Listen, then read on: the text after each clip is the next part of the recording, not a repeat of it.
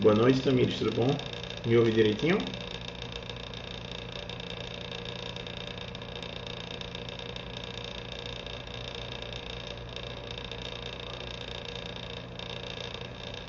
Boa noite. Todos me escutam bem?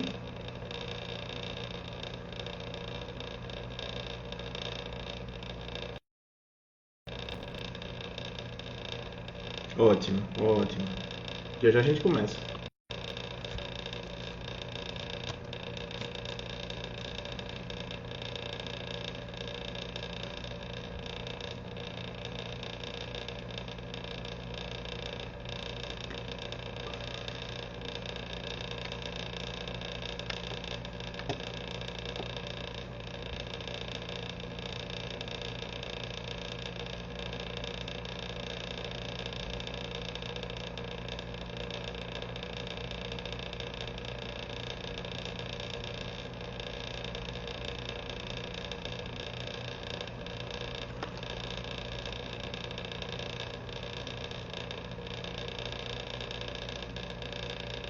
Eita, ventilador, né?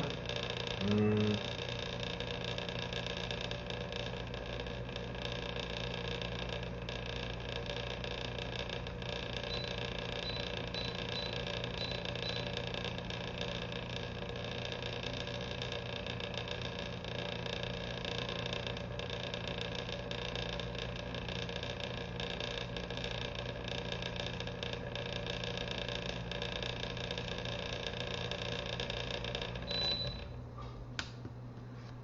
acho que agora vai melhorar.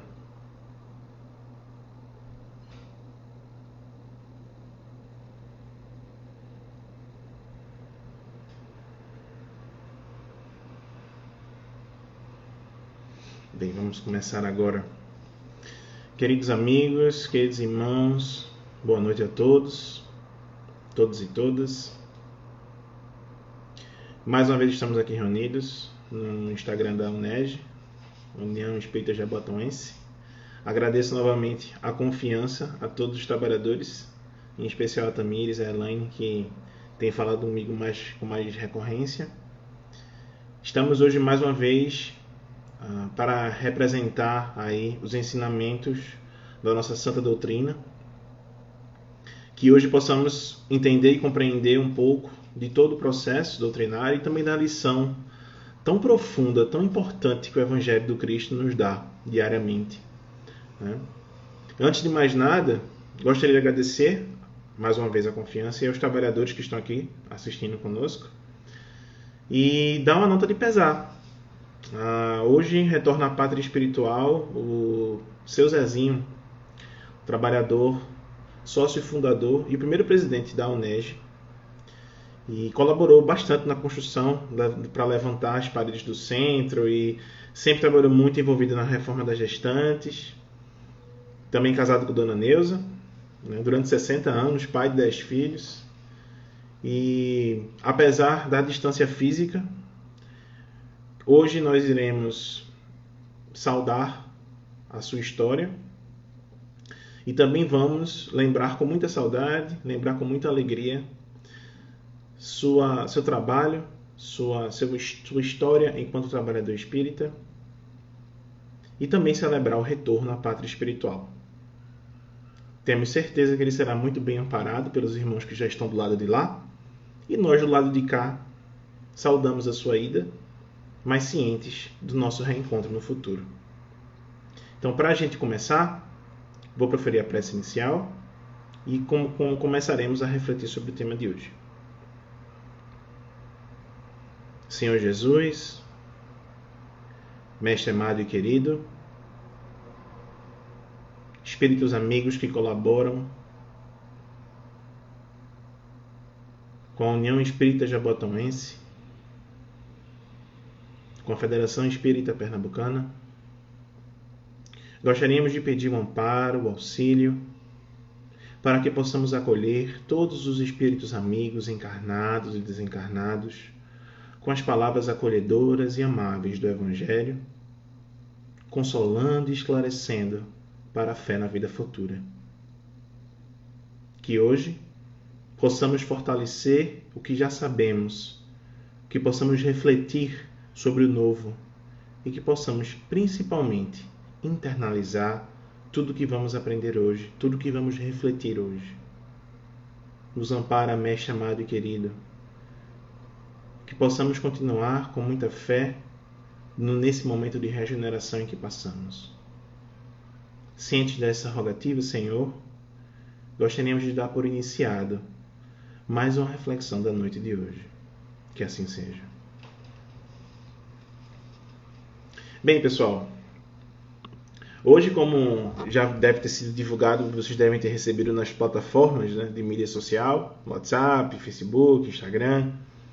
Nós vamos conversar hoje, refletir sobre um tema muito interessante, um tema que exige um pouco da nossa atenção, mas que traz uma profundidade magnífica dentro do processo de entendimento do Evangelho. Antes de mais nada, fortalecer os votos de muita paz daqueles que fazem a Federação Espírita Pernambucana e o meu sentimento de gratidão por estar aqui hoje com todos vocês. Sabendo disso, nós vamos entender e estudar um pouco sobre a parábola dos talentos. Parábola esta que está lá no Evangelho de Mateus, capítulo 25, versículos 14 a 30. O que é que esse versículo acaba nos falando, né? Antes da gente começar a refletir sobre a parábola em si, precisamos compreender de outra forma de onde veio o significado da parábola e da própria estrutura semântica, sintática, da própria interpretação necessária que precisamos ter para com a parábola que Jesus tanto usou dentro do Novo Testamento.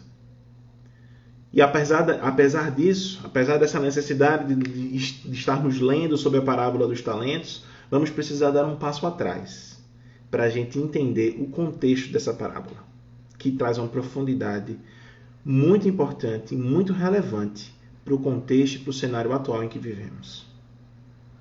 Se a gente parar para pensar um pouquinho, lá na Bíblia hebraica, que foi escrito, né? O aramaico era uma língua base, uma língua que trazia esses ensinamentos, e a língua do grego, né? O koiné, que era a língua grega que era usada para a escrita das mensagens, todas elas traziam um significado muito profundo dentro do processo.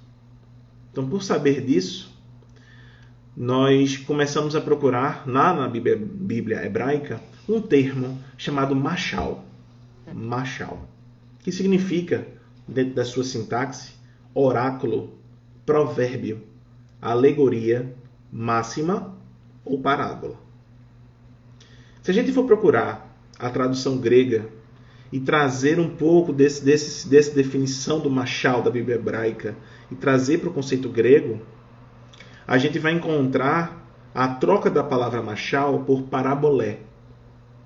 E parabolé, no grego, significa colocar ao lado de, comparar, no sentido de justaposição, no sentido de criar analogia, comparação.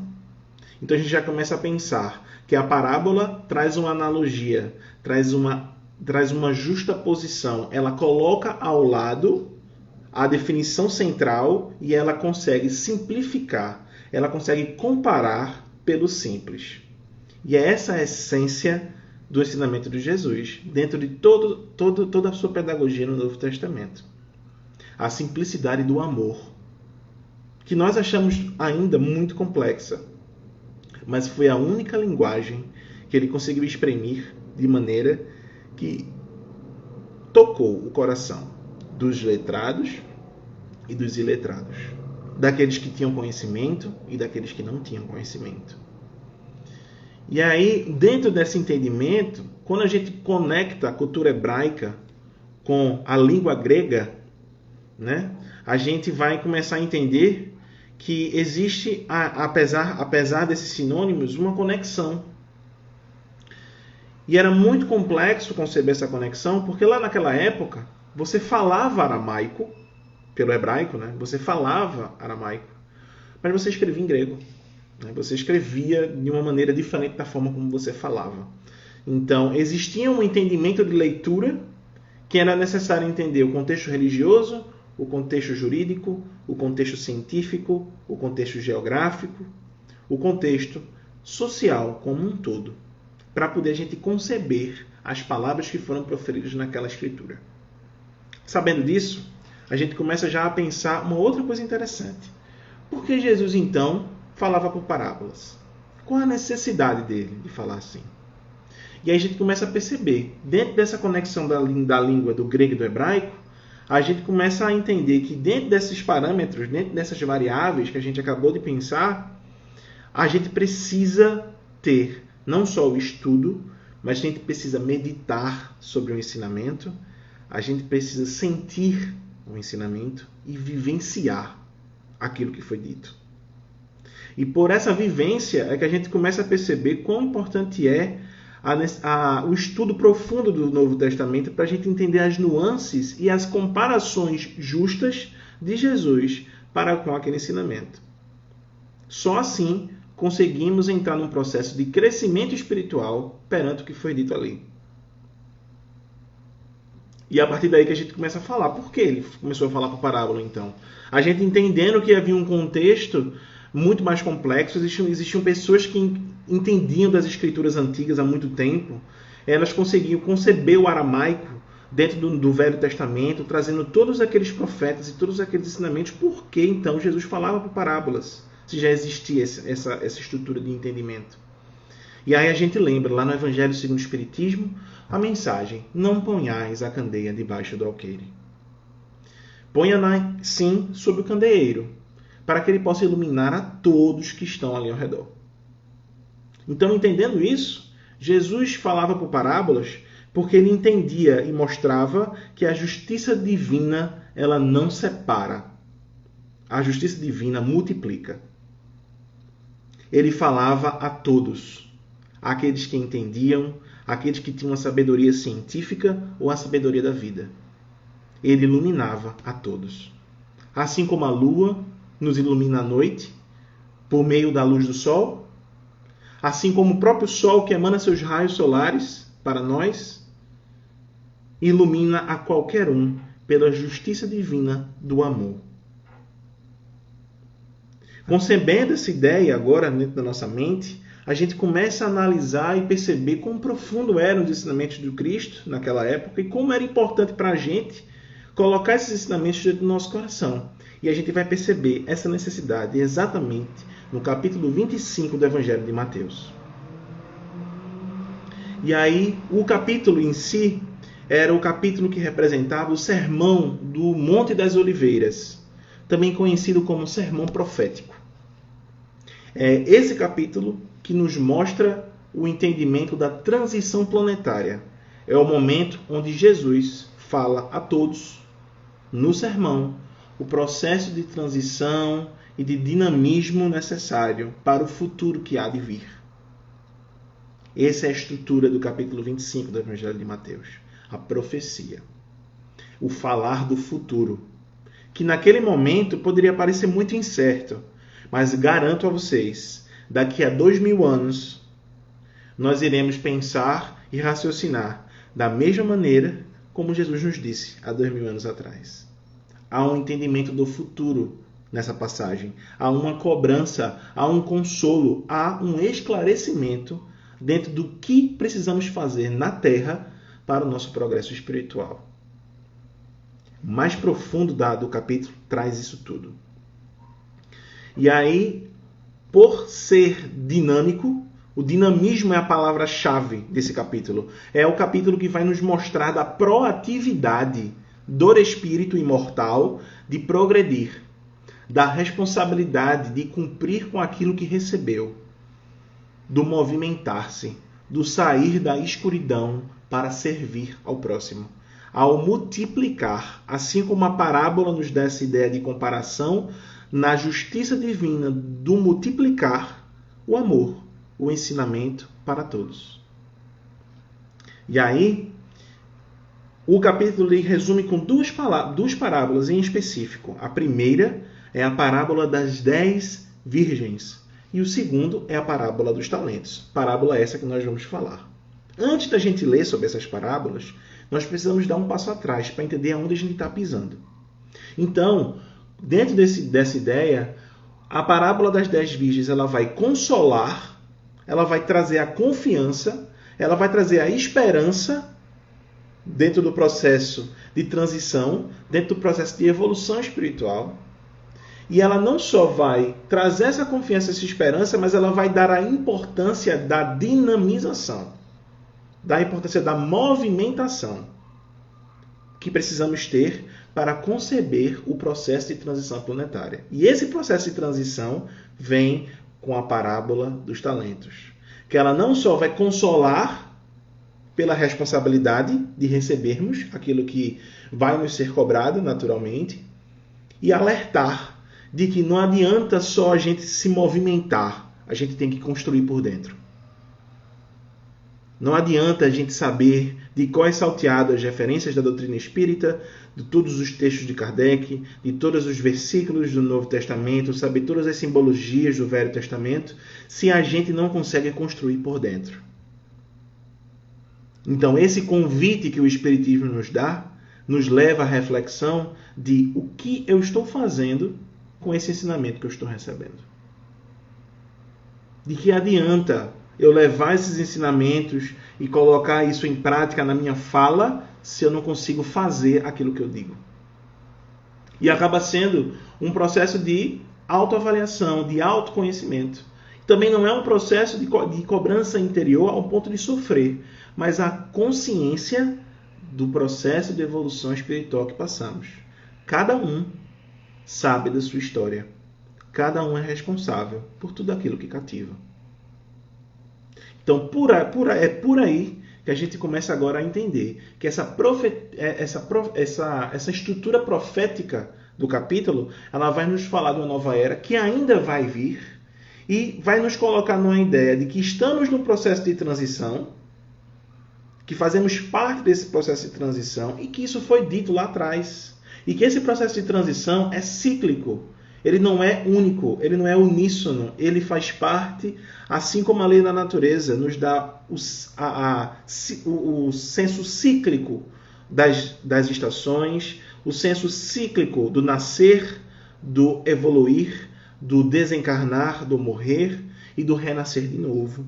Ela dá a ideia da transição para o próprio planeta, que vai se adaptando, que vai passando por esse processo. E nós entramos no processo de colaboração desse protagonismo do planeta, mediante a nossa capacidade espiritual de estar em consonância, em sintonia com a energia espiritual que o próprio planeta, que o próprio Jesus, como gerente universal do orbe planetário, como é dito lá no livro O Caminho da Luz, lá no comecinho do livro, Emmanuel dita isso.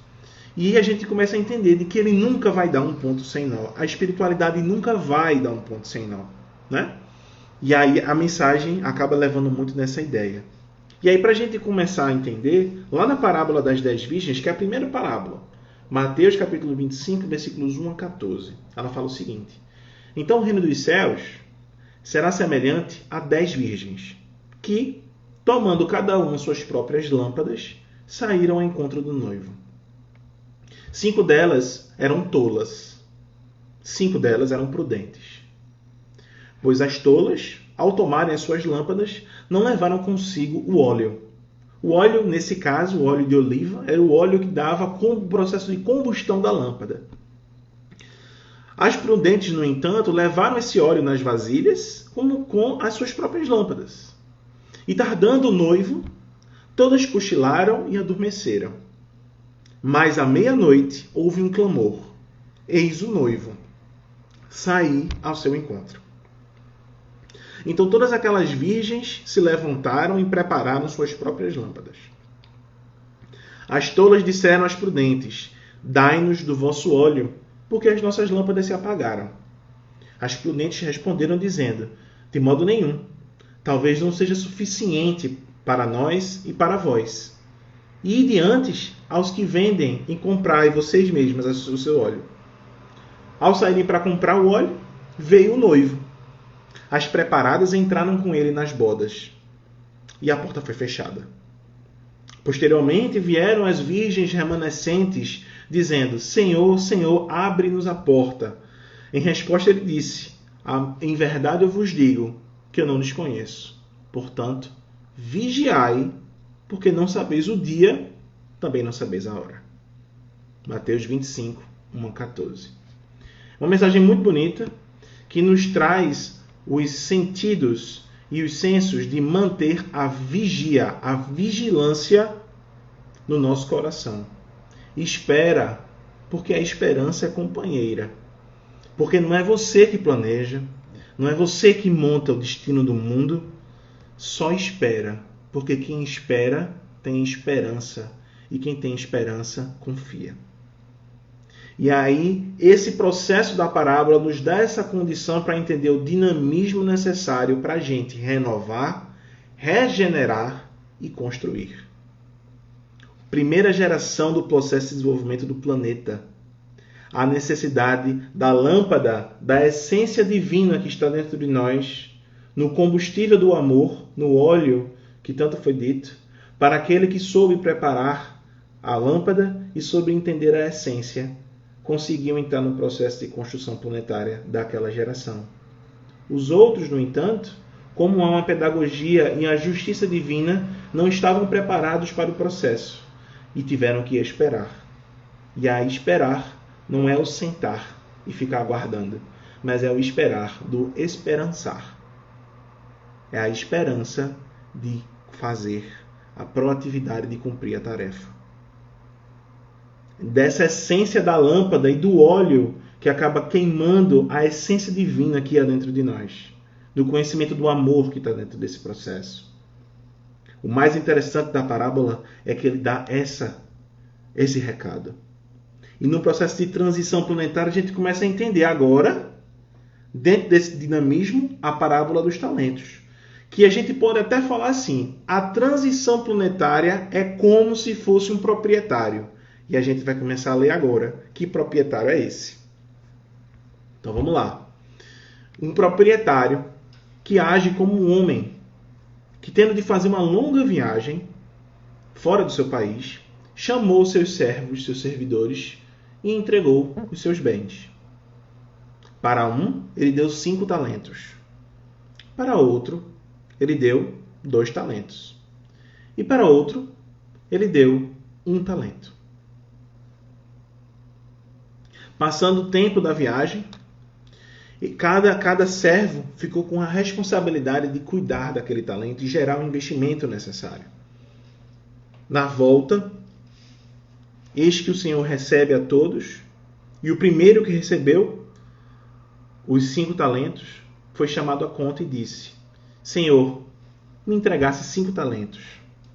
Aqui estão, além desses 5, mais 5 que eu ganhei. E aí o amo responde: servidor bom e fiel, pois que foste fiel com pouca coisa, confiar-te-ei muitas outras, compartilha da alegria do teu Senhor. Aquele que recebeu 2 talentos falou: Senhor, você me deu 2 talentos, aqui estão, além desses 2, mais 2. E aí o Senhor responde: bom e fiel servidor, foste fiel em pouca coisa, confiar-te-ei muitas outras, compartilha da alegria do teu Senhor. Veio em seguida o que recebeu apenas 1 talento e disse assim: Senhor, sei que você é um homem severo, que você ceifa onde não semeaste e você colhe de onde nada puseste. Por isso, como eu te temia, eu escondi o teu talento na terra. Aqui o tens, toma então o que te pertence. O homem, porém, respondeu: servidor mau e preguiçoso, se você sabia que eu ceifo onde eu não semeei e que eu colho onde eu nada pus, você devia pôr o meu dinheiro nas mãos dos banqueiros, a fim de que, regressando, eu retirasse com juros o que me pertence. Tirem-lhe, pois, o talento que está com ele e deem-no ao que tem 10 talentos. Porquanto, dar-se-á a todos os que já têm, e esses ficarão cumulados de bens. Quanto àquele que nada tem, tirar-se-lhe-á mesmo o que pareça ter, e seja esse servidor inútil, lançando nas trevas exteriores, onde haverá prantos e ranger de dentes. Parábola dos talentos. essa parábola não só fala da construção do processo de transição planetária, como ela também traz a ideia da necessidade do acumular, mas a necessidade não do acumular material, mas do acumular espiritual. Precisamos entender o acúmulo material como algo necessário para um processo de evolução espiritual nossa. Assim como um passarinho. Se observarmos uma árvore frondosa e a gente vê um passarinho voando ao redor da árvore, você vai ver que em algum lugar em específico, esse passarinho está querendo criar o seu ninho. E para isso, ele pega pequenos pedacinhos de folha para compor, após o agrupamento dessas folhas, o seu ninho, as suas folhas secas. E aí, quando ele vai começando a acumular, perceba que ele acumula 1, 2, 3, 1.000, 2.000, 3.000, 5.000 folhas para montar o seu ninho. E aí, frondoso e bonito, o passarinho pode se agora colocar e dispor os seus ovos para dar luz a novos outros passarinhos e ele poder ter a sua casa, o seu lar. No entanto, a natureza vem com uma forte chuva. Chuva é essa forte ventania que destrói o ninho por inteiro. O que é que o passarinho faz? Ele, pacientemente, se estrutura e monta o ninho novamente. Quantas vezes forem necessárias. A lei de destruição desse processo nos faz entrar no conceito e no entendimento, como está lá no Livro dos Espíritos, pergunta 728, que diz assim: a natureza, dentro da sua lei, possui a destruição? Ou seja, a destruição faz parte da lei da natureza? E a resposta é: preciso que a gente destrua para renascer e se regenerar. Porque o que você chama de destruição não passa de uma transformação que tem por fim a renovação e a melhoria dos seres vivos. Então a dor é uma bênção que vem de Deus. Porque ela vem para renovar. Ela vem para transformar. Por mais difícil que pareça, precisamos ter fé. Precisamos agradecer. Agradecer pelo que fazemos, agradecer pelo que somos e também, principalmente, agradecer pela dádiva divina de estarmos aqui reencarnados na Terra. De agradecer pela destruição, porque ele faz parte da transformação, da pedagogia da regeneração planetária dentro da pedagogia da reencarnação. Conceber essa ideia para que a gente entenda que na parábola dos talentos, quando a gente está pensando em absorver a um talento, absorver a um acúmulo material, aquele acúmulo fica e nós vamos. De que adianta bilhões e bilhões de reais acumulados no banco, se quando eu desencarno, que dinheiro eu teria? Que valor eu teria? Então, entendendo esse processo, a gente começa a captar que na parábola, o acúmulo que a gente precisa ter vai além do material.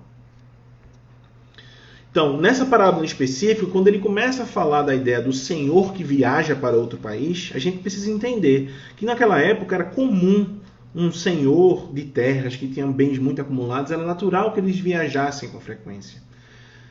E essa viagem de frequência era muito natural. Então a gente tinha a certeza da ida, mas você nunca tinha a certeza da volta, porque era muito difícil o transporte naquela época.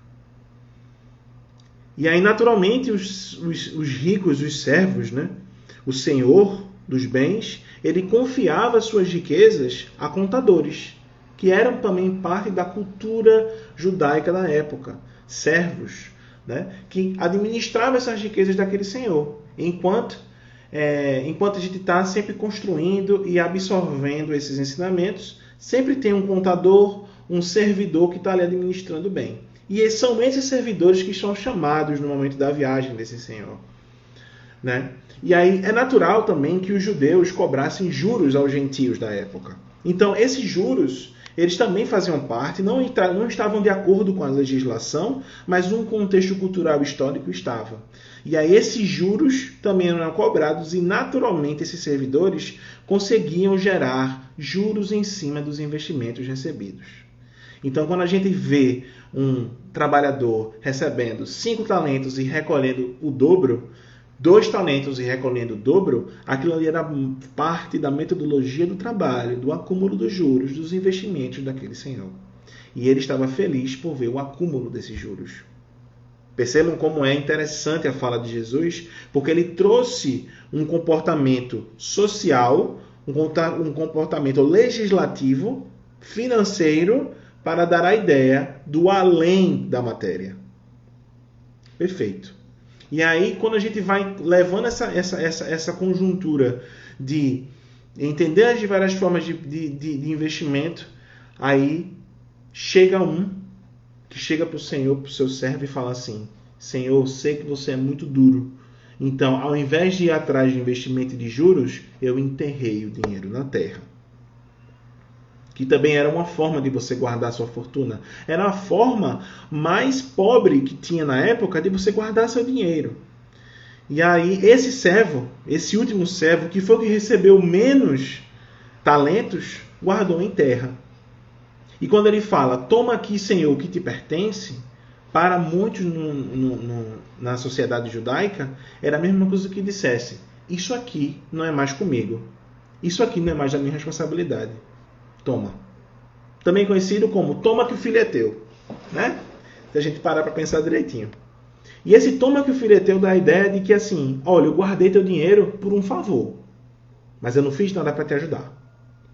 Eu não multipliquei. Né? E aí, isso dava não só a ideia do egoísmo, como dava a ideia do sinal do desrespeito ao Senhor que estava ali. E aí, a partir daí, a gente começa a perceber quantas vezes a gente não acha que fazer sozinho é melhor do que fazer em grupo. Quantas vezes a gente não acha que o egoísmo está só nos outros e nunca está na gente. Egoísmo que é a chaga da humanidade. Quem colabora apenas para si mesmo chega ao cume da montanha sozinho. Com quem eu vou compartilhar a alegria de chegar no topo da montanha se eu fiz o meu trajeto inteiro sozinho? Será que eu fiz o que eu deveria realmente dentro do meu contexto de vida? Será que eu cumpri com a minha missão para com as pessoas?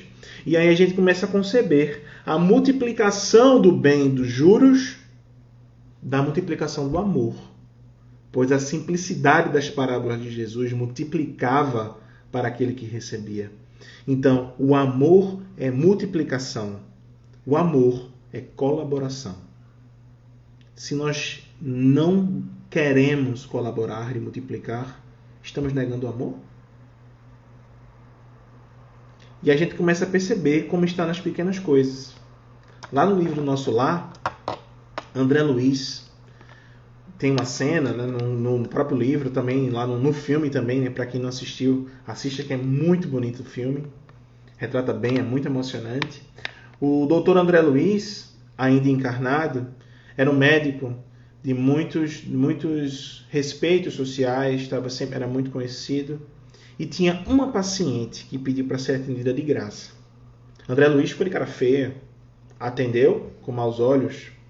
Então, com essa ideia, ele atendeu a senhora, que não tinha condições de atender, pagar pela consulta, e aí quando o processo todo aconteceu, ele atendeu ela com mau humor, ele atendeu ela chateado porque ele não recebeu dinheiro, ele atendeu ela com o máximo de desdém possível, mas no momento do seu desencarne, o processo de recuperação perispiritual se deu por mais facilitado graças às preces proferidas por essa senhora que era grata pelo atendimento gratuito que ele tinha feito por ela. O amor multiplica. A gente não tem noção do poder de um assim seja, de um amém.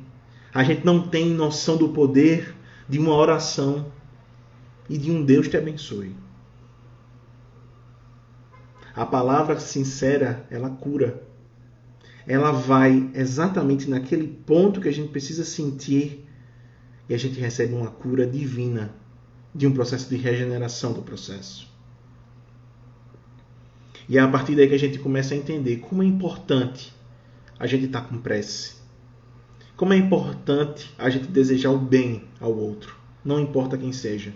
Como é bom a gente ter noção das palavras que proferimos. A gente leva muito esses ensinamentos e precisamos levar para o nosso dia a dia, para a nossa rotina. Eu gosto muito de falar isso porque é muito claro. Toda vez que a gente está dentro desse processo de entendimento da palestra, né, a gente está montando o roteiro, né, para a gente poder conversar aqui hoje, acaba que a gente acaba tendo que fazer essa reflexão primeiramente, né?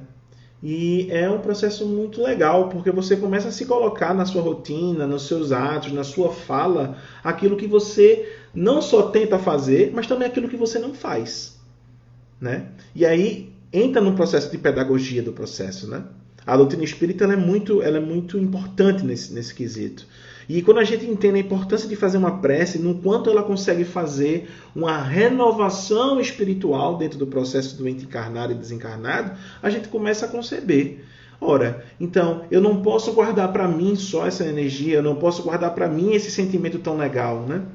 E aí a gente começa a perceber, dentro de tudo isso, o que a gente precisa fazer. Quando a gente recebe 5 talentos e a gente dobra ele, a gente começa a entender também pela fala de Emmanuel, quando ele fala assim, no livro Palavras da Vida Eterna, capítulo 7. Ele diz assim, melhorar para progredir, eis a senha da evolução. Melhorar para progredir. Passa o rio dos dons divinos em todos os continentes da vida. Contudo, cada ser se recolhe às águas segundo o recipiente de que se faz portador. Cada um tem uma tigela na beira do rio que colhe da água divina, cada um com sua tigela, cada um com seu tamanho, cada um com sua forma. Dentro disso, não ouvides que os talentos de Deus são iguais para todos, competindo a nós outros a solução do problema alusivo à capacidade de recebê-los. Entendamos que cada tigela, de que cada ente, cada entidade divina, cada luz que emana no planeta, recebe um talento necessário e proporcional à nossa capacidade espiritual de concebê-la. Não fique lamentando por não ter aquele talento ou por ter outro talento. É necessário, no entanto, que a gente procure por tarefas de amor. Mas, apesar dessas tarefas de amor, voltemos ao dinamismo das parábolas. A gente não pode conferir e pedir amor se a gente procura a discórdia, se a gente procura a aversão, se a gente procura a injustiça. Porque lembremos, Paulo, na carta aos Coríntios, ele deixa muito claro que caridade não é esperar pela injustiça. Caridade é esperar pela verdade, onde quer que ela esteja. E aí que a gente começa a perceber, não precisamos apenas pedir por tarefas de amor, precisamos nos movimentar para procurá-las, porque parados nós não vamos nunca progredir. Até porque o progresso e a evolução é lei da natureza. Então, nós nunca ficamos estacionados. É necessário a gente entender esse suspirar pela tarefa do amor. E aí Emmanuel continua. A alegria do processo nos faz entender o aprimoramento e do progresso.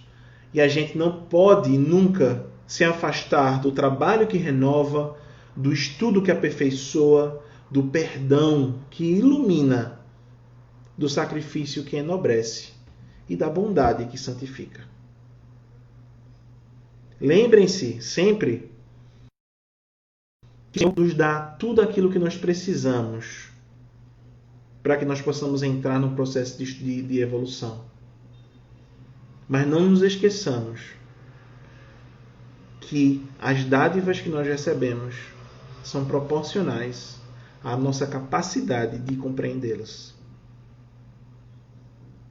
Deus nunca vai dar um fardo maior do que aquele que a gente possa carregar. Deus nunca vai dar um entendimento que a gente não tenha condições de internalizar. Deus nunca vai nos colocar numa posição de sempre nos fazer perdidos. Pelo contrário, Ele vai sempre nos dar aquilo que nós precisamos. A capacidade do primeiro servidor é de receber 5 talentos. A capacidade do segundo, 2 talentos. E a capacidade do último era apenas de 1. E só com 1 talento foi suficiente para ele não conseguir internalizar a sua lição. Cada um está num processo de aprendizado espiritual. Cada um tem a capacidade que merece, porque isso é justiça divina. E isso favorece o equilíbrio espiritual, o equilíbrio universal da lei de amor. E é a partir daí que a gente começa a perceber. O último servidor que guardou o talento na terra para dar àquele senhor que ele tanto temia, ele escondeu na terra por medo. Porque ele não conseguia entender como é que ele ia multiplicar esse talento que ele tinha recebido, né? E aí o servo lhe atribui o medo e justifica o fato de ter enterrado pelo medo de não conseguir. E Emmanuel continua falando isso no livro Luz Acima, onde ele fala que às vezes nós temos medo de agir. Nós temos medo da ação. Mais uma vez, a ação e o dinamismo falados na estrutura do Novo Testamento, no capítulo 25, na ação de trabalhar, que a parábola dos talentos nos lembra. Não é apenas o dinamismo, mas a construção interior. Não tenhamos medo de agir, pelo contrário, que possamos acolher com muita caridade, com muito esclarecimento, com muito consolo quem nós somos, para entendermos até onde nós vamos conseguir ir. E aí, Emmanuel dilata, falando o seguinte: medo de trabalhar, medo de servir, medo de fazer amigos, medo de desapontar, medo de sofrer, medo da incompreensão, medo da alegria, medo da dor. E ao final da nossa existência, a gente percebe que pelo medo não conseguimos o mínimo esforço para a gente fazer valer a pena nossa encarnação. A coragem de construir, a coragem do apresentar, a coragem de fazer a diferença. Pelo amor, pelo progresso, pela divulgação, pela capacidade de saber fazer. E é essa a maior essência dessa parábola. Saber fazer com a capacidade que nós temos, com aquilo que recebemos. Por mais sombria que a estrada seja, nós temos sempre a ideia de que nós somos livres, mas precisamos enriquecer a luz com o esforço no bem. Porque o medo, na verdade, ele não é justificativa no acerto de contas entre o que nós fazemos e o que nós deixamos de fazer. O medo, na verdade, é apenas aquele que vai nos impedir, pelo simples fato de que não é fácil mudar. É um senso de defesa. O medo acaba sendo um senso de defesa. E ele acaba sendo colocado na ideia da movimentação necessária para a gente conceber essa palavra. E aí, o resumo do processo inteiro nos coloca em 3 palavras importantes: a proatividade, o consolo e o alerta. Não adianta só a gente receber um talento. Temos que construir por dentro. Temos que internalizar os ensinamentos, vivenciar muito do que fazemos, entender o que não fazemos, e sempre está levando um pouco do ensinamento da doutrina espírita, levando o ensinamento do Evangelho para os nossos corações. Muito será cobrado aquele que muito recebe. Muito será cobrado aquele que tem capacidade. Aquele que foi cobrado pelo que recebeu. Se a gente não fizer nada, alegando que o problema são os outros, nós acabamos ficando presos nas nossas próprias queixas. A gente acha que a transição planetária ela vai acontecer, mas ela vai acontecer de uma maneira que não é a humanidade atual o protagonista da transição. Somos colaboradores de um processo que ainda está por vir, porque o problema somos nós. E nós buscamos por uma solução de algo que é da nossa responsabilidade, que nós mesmos procuramos os problemas, pela condição espiritual que vivenciamos na humanidade.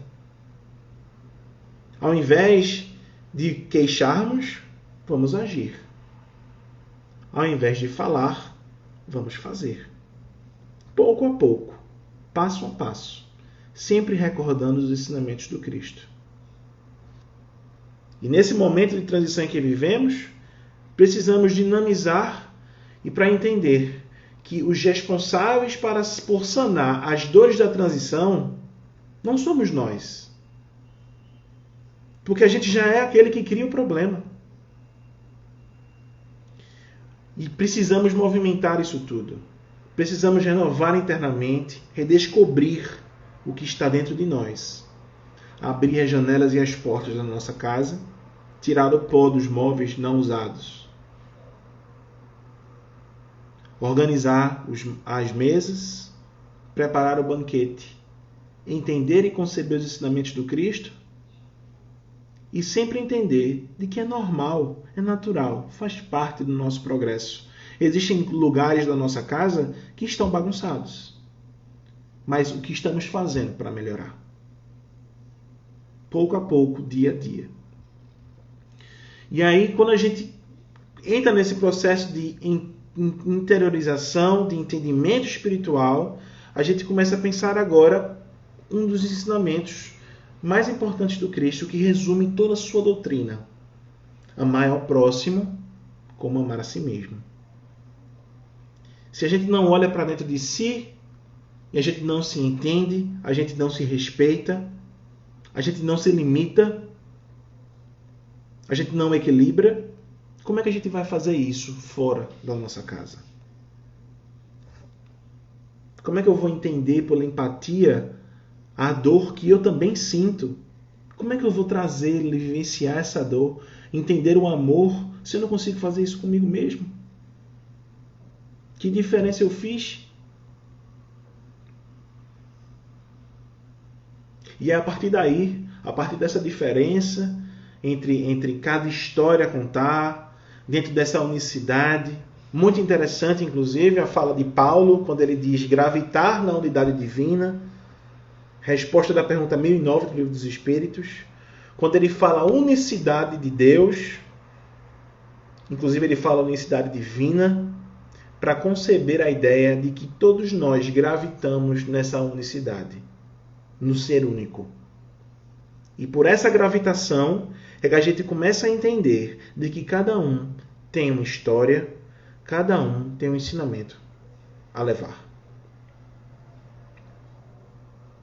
E é a partir daí que a gente começa a respeitar o próximo, a amar a ele, que pensa diferente de mim, que concebe a vida de uma maneira diferente da minha, mas o mais importante é o quão próximos da verdade nós estaremos. O que nos leva à necessidade do estudo, da prática, do serviço ao bem, da construção dos tijolos a tijolos, não só do material, mas os tijolos a tijolos da nossa casa mental, do nosso coração. E é com essa ideia que finalizamos com a fala do irmão X, Humberto de Campos, onde ele fala uma nova visão dessa parábola dos talentos. Que ele fala o seguinte: ao enviar 3 servos de confiança, e onde outros milhares de trabalhadores estavam lá, o Supremo Senhor chamou à presença e distribuiu com ele preciosos dons, preciosos talentos. Recebido o primeiro servidor, entregou 5 talentos, dizendo: leva contigo estes tesouros de alegria e prosperidade. Os 5 talentos são eles: a saúde, a riqueza, a habilidade, o discernimento e a autoridade. Multiplica aonde fores, em benefício dos meus filhos e dos teus irmãos, que, em situação inferior à tua, levarás então a bênção, se esforçando mais ainda. Ao segundo servidor, recebeu ele 2 talentos, dizendo: recebes agora neste momento a inteligência e o poder. Entende este patrimônio para a construção eterna. E o último fala o seguinte: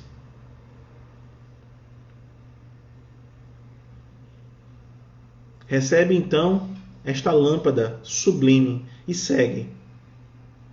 É a dor, o dom celeste da iluminação espiritual. Acende-a em teu campo de trabalho, em favor de ti mesmo e dos teus semelhantes. Seus raios abrem acesso aos tabernáculos divinos. E aí o Senhor disse: guarde então cada um dos teus talentos e, quando eu voltar, iremos às contas. De fato, acabou acontecendo o processo de prestação de contas. E aí, na chegada do Senhor, o primeiro que recebeu os 5 talentos fala: Senhor, consegui multiplicar os talentos que me destes. Respeitando a saúde, eu adquiri o tempo. Espalhando a riqueza, aliciei a gratidão. Usando a habilidade, recebi a estima. Movimentando o discernimento, conquistei o equilíbrio. E distribuindo a autoridade em teu nome, ganhei a ordem. O teu plano de júbilo e evolução foi executado. O justo, então, o Senhor fala: foste fiel aos meus negócios, e aí vou te dar a alegria e o festejo de estar aqui na minha casa. O segundo fala: elevei, Senhor, a inteligência e obtive o trabalho. E submetendo o poder à tua vontade, consegui trazer o progresso. O Senhor ficou muito feliz. E aí chega o último servo, que tinha recebido a dor. E ele fala: Senhor, sei que você é austero e exigente, que você colhe o que não semeia e que ordena por toda parte. Experimentando enorme dificuldade para aguentar a carga que você colocou nos meus ombros, e temendo-te o juízo, escondi a dor na terra, e eu te devolvo agora em minhas mãos a dor que me destes. Esta dor é um fardo difícil de carregar. Me foi muito desagradável por onde eu passei. Removeu os meus desejos e nunca quis ter este talento para mim. É impossível ter lucros ou vantagens com um semelhante obstáculo. Toma então de volta a dor que me destes. O Senhor fala: servo mau e infiel, como você poderia multiplicar minha bênção se nem ao menos você teve o esforço de entender a dor? Como você vai iluminar o caminho se você tivesse mantido a sua lâmpada apagada? Sua ociosidade transformou alguns gramas de serviço em toneladas de angústia, e essas vão pesar sobre ti. Você criou fantasmas que nunca existiram. Você multiplicou preocupação e receio que te levaram a gritar e espernear como um simples tolo. Por fim, jogas então o tesouro ao pântano do desespero e da revolta, e você vem comentar o temor e o zelo que a minha presença então te assusta, quando você somente foi preguiçoso e insensato. A dor era a tua oportunidade sagrada e a única iluminação do próprio caminho para que a tua claridade amparasse os companheiros de luta regenerativa e salutar. Repeliste o dom que eu te dei. Volta, portanto, à sombra e à desesperação que abraçaste. E o servidor, que se perdera pela imprevidência e pela inconformação, somente entendeu o valor da dor quando ele viu a lâmpada do sofrimento apagada e ele se viu sozinho e desamparado. Sendo assim, queridos amigos, compreendidos desta lição tão profunda que é a parábola dos talentos, que nós possamos conceber a dor e respeitá-la. A dor que passamos nesse momento tão difícil na humanidade nada mais é do que a transformação. Que possamos acender a lâmpada com o óleo da doutrina espírita, mantê-la acesa para todos, que possamos acolher e consolar todos tantos que sofrem nesse momento tão difícil, que possamos entender que temos um grande talento nas nossas mãos e que a dor é parte do processo de transformação. Aceitemos, multiplicai-vos a dor pelo amor e pelo servir. Sendo assim, queridos, caminhando já para o final, vou recitar-lhes uma poesia, que é uma música, do grupo Evangelizar e Amar, que ela fala assim: esquece o tempo, preocupado em teres o que os outros têm. Facilidades que na aparência os tornam mais felizes. Seja grato por sua vida, creia em Deus e em mim também. Valoriza com ternura a todos que te querem bem. Amar é ser mais livre e a liberdade é a condição para alcançar a felicidade, seja nesse mundo ou não. Esquece o tempo dos mitos dessa ilusão constante de que viver para o mundo era o bastante. Talvez chamar meu nome não passasse de uma simples convenção. Esquece o tempo, marcados pelo orgulho e pela vaidade. Errastes por não ter a humildade de admitir tuas faltas, de dobrar-te a um pedido de perdão. Esquece tudo e vem, senta ao meu lado. Nós precisamos conversar. Meu fardo é leve, a escolha é tua. Não perde o tempo de mudar. Queridos amigos, que o Senhor, amigo e mestre de todas as horas, possa nos abençoar hoje, agora e sempre.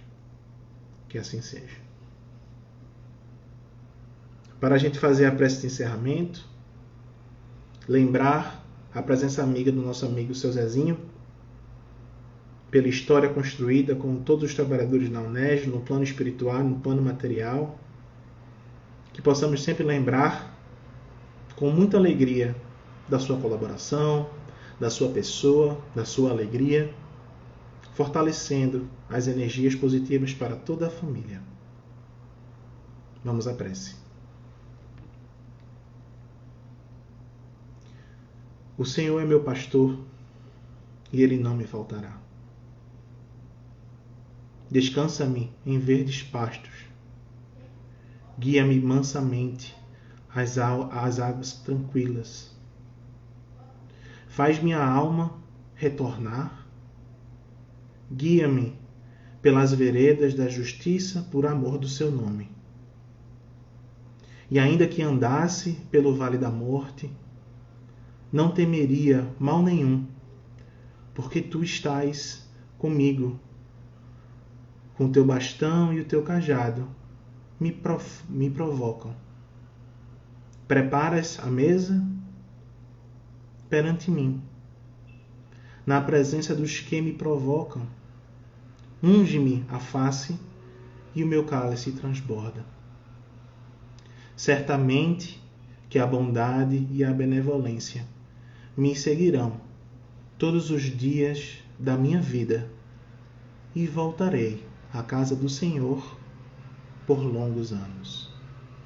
Sendo assim, queridos amigos que fazem esse trabalho, agradecidos com essa oportunidade de estarmos aqui reunidos.